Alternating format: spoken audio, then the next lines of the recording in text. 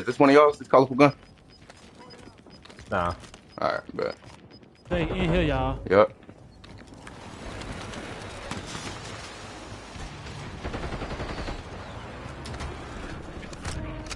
Supply crates to restock. Advise you to load up. Changing back.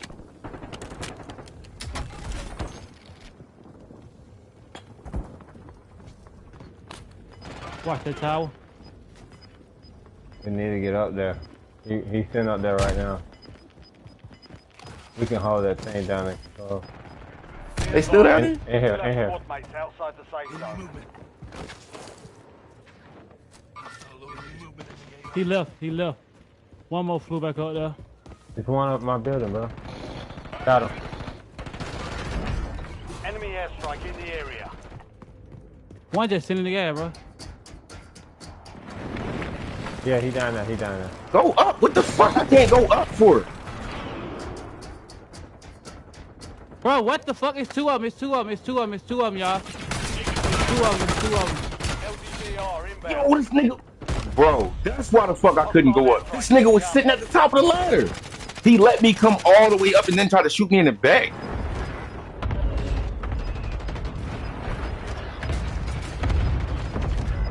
Hey, get me. I'm safe in here. I'm safe.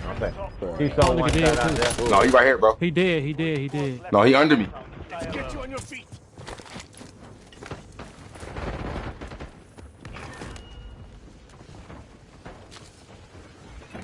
One to this left. It's two all. I'm fighting about three people.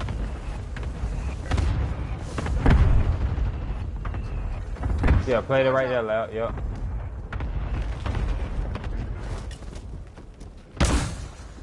Hey, Go up top. they in Go up prison. top. They in prison. They in prison. Shit, so was we. Nah, nigga, we in here. Go up top. Nah, we in here.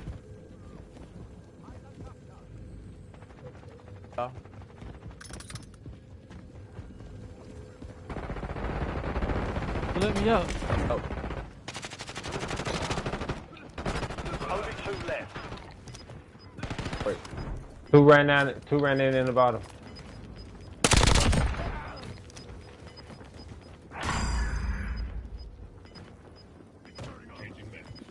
Enemy precision airstrike. Find cover. PA.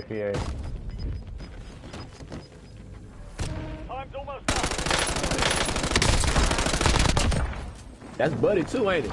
That's Buddy. Let's get it. Let's go, baby. Win. Wait to take what's yours. I'm finna slide Hey, back and kill you that got nigga. to get that too, Clay. Yeah, That's man. bruh. I had to get them niggas back. That's bruh. Yeah, that's bruh. That's the same thing. What's the sorry nigga?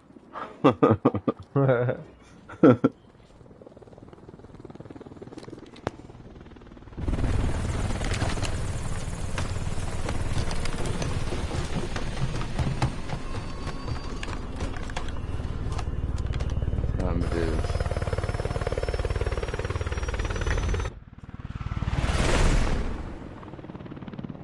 About to make a store run. I'll be back on in like 20 minutes.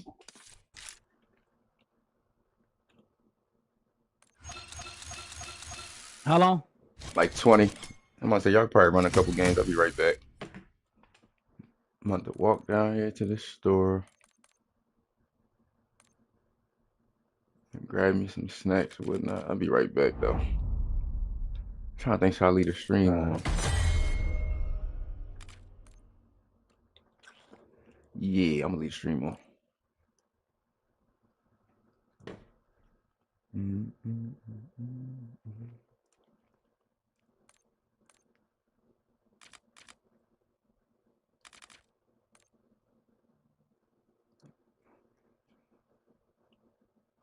You know what? Nah, I'm gonna turn this drone off.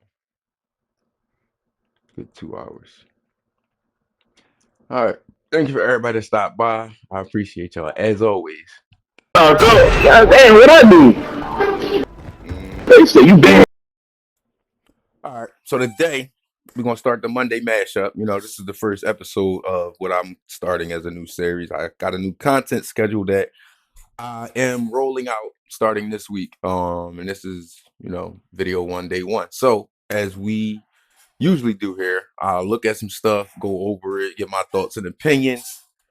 But this one gonna be a little different because I'm gonna add some gameplay in it too. Just my gameplay personally. But yeah, this was a wild weekend. Wild weekend here, especially in Philly. We still got the trash strike going on. So there's a lot of that. You can see that right here. These niggas done set the they done set this shit the fuck on fire. I'm up here Stanton Avenue right now. That's King in the background. This Pep Boys AutoZone. I know right what it's at. That's crazy. I see this shit out of the corner of my eye. This shit wild. It's all for this strike shit, bro. Yep. Y'all gotta get the mob involved. I'm telling y'all. If y'all All because Mayor Parker don't want to pay these people, bro. You got that Union 33 on strike. That's like the biggest union in Philadelphia. You got healthcare workers, firefighters, all types of workers across all industries. And y'all let that union go on strike. Are y'all crazy, bro? Like, what's wrong with y'all here? Whatever. But on to other stuff. For Extra, the rapper, Mr. I Fort 50 niggas, whatever you be saying, blew his fingers off. The last 48 hours for rapper, podcaster, for Extra has not been so well. This guy has a reputation for being a crash out, rolling 40s crib. And I mean, hey, I like the guy, to be honest. He's very energetic. He's cool. He reminds me of a lot of dudes I grew up with. But his claim to fame is very similar to Aaron the Plumber's, which is, hey, he's the truth with those hands. I mean, he's the same guy that got Jap 5 to admit that he beat him in the fight. If For Extra is known for running fades in county jails and on the streets and being a legit crip, and that's something that is definitely verified in his. He funny to me, bro. He like a black youngster type of nigga. Like them niggas is just naturally hilarious. Like even though they be dead serious, some like they're still just how they talk and tell stories, and they just the bid. Like I don't know. Verification on the streets is what led him getting to the opportunity with Adam 22 on No Jumper podcast. In the last 2 years, we've seen For Extra blow up to, I would say, to a larger extent than even Crip Mac or even close to it. Before Extra's career, his sister organized the GoFundMe, and the last that I checked, at this time it was like $4,000, but I don't know by the time Demon edits this, it could be more. And it says this: "Hello, my name is Emily, and I'm Rashawn, For Extra's sister. I'm starting this GoFundMe to help with his medical expenses. On the 4th of July, For Extra was injured in a firework accident. As many of you know, medical care can be incredibly expensive and add up very fast."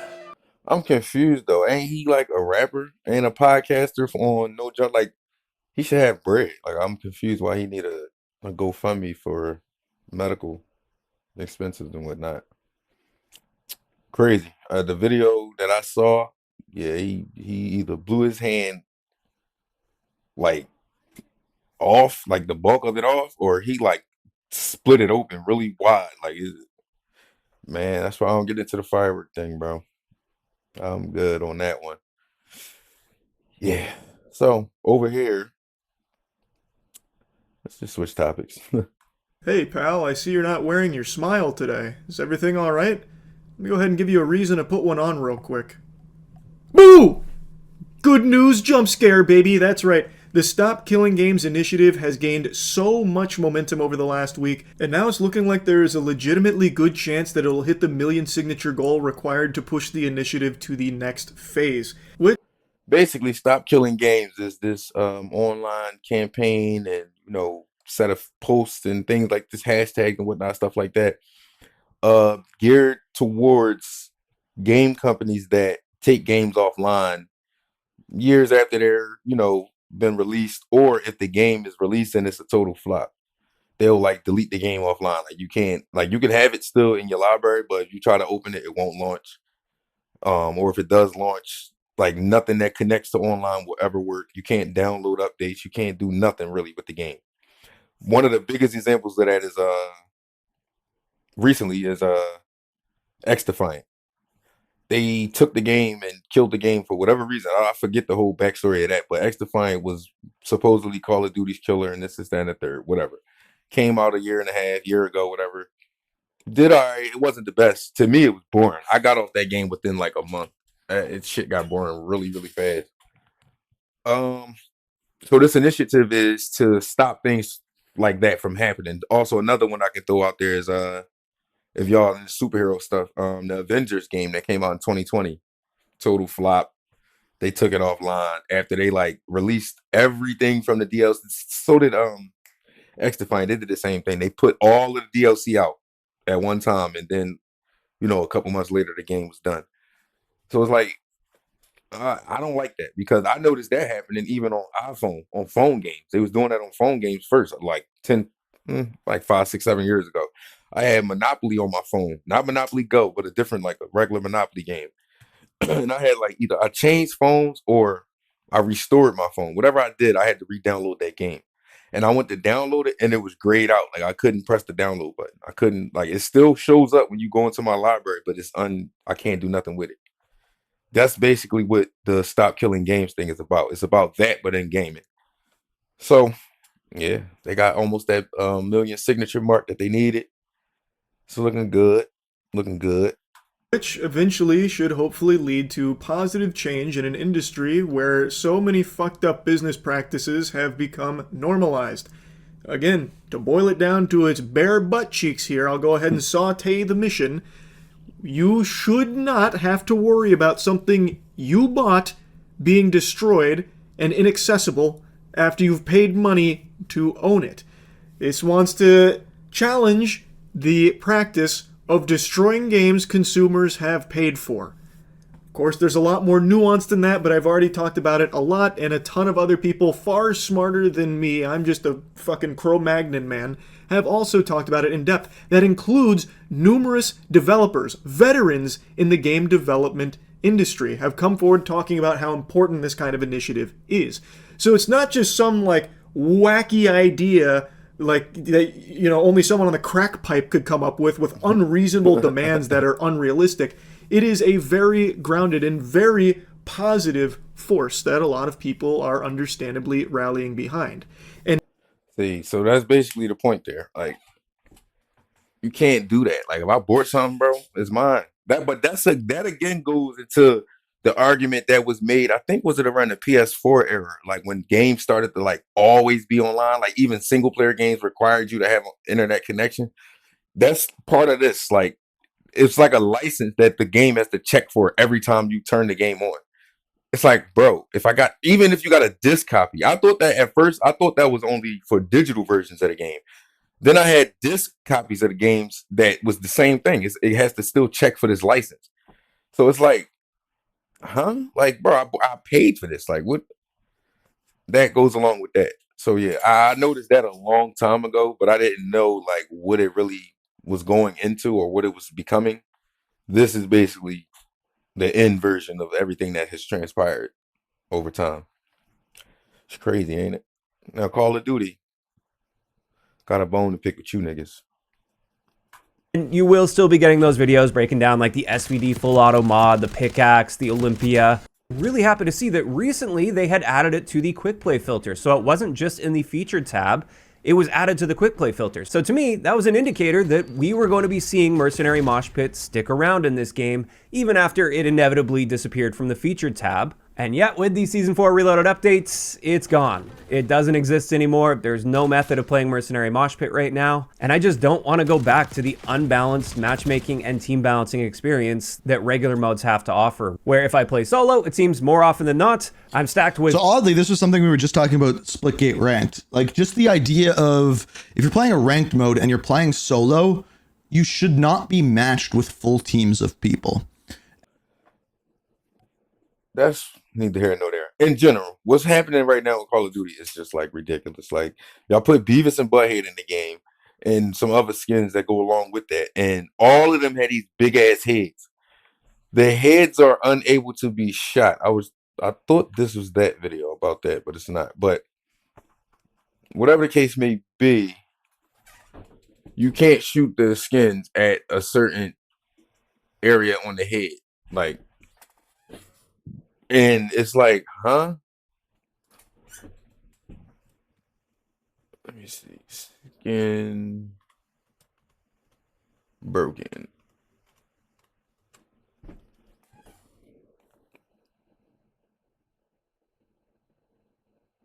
I don't know. They don't have now. I can't find videos about it, but I seen it on Instagram. Basically, you shoot them in the head, like up here, anywhere above, like the eyes. Basically, kind of seem like anywhere above the eyes, you can't get headshots to register. It won't register. Like you see, it's like the hitbox stop at the eye. It don't go up as far as these big ass heads show. Like so, a lot of times when me and my homies was running, I got a clip of it. I'm gonna probably try to find. But yeah, you be shooting at them and it just don't register a headshot. So it's just like, what are we doing here? But whatever the case may be, man, it's just a lot of weird stuff been happening across the world in different industries. You got DDG beefing with Lil Rodney, two internet streamers, IRL type dudes. It's entertaining, but it's just like, why are y'all beefing? Box. I'm not gonna lie, bro. I'm not Mike Tyson, gang. I'm not boxing you. But I do have who is willing to box on my behalf. And we can set it up. Lil Rodney's son just might be the most sensitive streamer of all time. That right there don't make sense to me because he be talking spicy to DDG. DDG responds, and this is that and the third. They say DDG can box or whatever the case may be. So he told him, all right, well, let's throw the gloves on. He like, I ain't gonna fight you. I got somebody else to do it. Like, what, bro? Ever since the dawn of time, there has been one thing that'll make men say and do things that are completely uncharacteristic of them, and that would be girls. Of course, they do have a specific term made for this exact phenomenon, but since we're still in the first minute of this video, I'm unable to say that. But seriously, when it comes to girls, and more specifically, when a beef starts over a girl, it seems like a lot of the time, men will start saying and doing stuff that they otherwise wouldn't, and that seems to be what is happening with Lil Rodney's son, aka Reggie, because after DDG would say something about the girl that he's been hanging out with, Reggie has been absolutely crashing out on seemingly everybody and making himself look like a total clown in the process. Get back, nigga, get back, nigga! Now, if you don't know who Reggie is, I wouldn't necessarily blame you, as over the past couple of months, he seemingly came out of nowhere, but all these IRL things is just like always over the top. They're always like, to me, just like faking it for like views and whatnot. Like, I don't know. They just do a lot of stuff that in real life, me and people I hang around or ever grew up around and whatnot don't ever do or would never do. So, yeah, I don't know. It's cool for them, I guess. But, yeah, I ain't doing all this. you really need to know about him is that he's a member of the AMP G League house, who has people like Tyleel, Rakai, and Ray all living in the same house. I'm sure you've seen clips from at least one, if not all of these people. And over the past 4 or 5 months, ever since joining the AMP G League house, Reggie has absolutely blown up over on Twitch, going from around 100,000 subscribers when the house first started back in March to now sitting at just over 800,000 followers at the time of me recording this, which is on the 4th of July. So yeah, they get a lot of views, but they young. Like they got like a young audience, like teenagers, middle to like 9th and 10th graders type audience. Like, so I don't know. I don't really, their content don't appeal to me whatsoever. But shout out to them. Do your thing. Remember the old stories of breaking down on a back road? But that's what I'm gonna call this one. You know, something new, something experimental. More the same, but it's new and it's gonna be scheduled more like this. Whereas before I would just drop one of these videos randomly, type of video like this. But now I'm gonna try to do these like every Monday. So drop some comments, likes, and whatnot, suggestions, opinions. Let me know what y'all think, how y'all